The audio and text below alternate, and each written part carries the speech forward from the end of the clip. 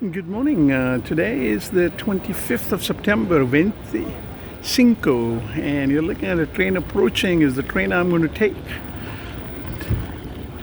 And take this train, and I have a double-decker upstairs seat to a place called Rovaniemi.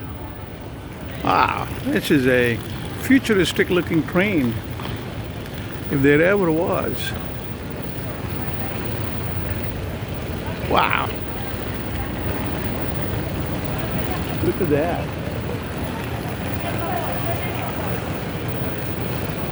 It is a futuristic looking train, and my compartment is 02 upstairs, so not very far. So I'm excited. I want to go and see the Northern Lights, Borealis,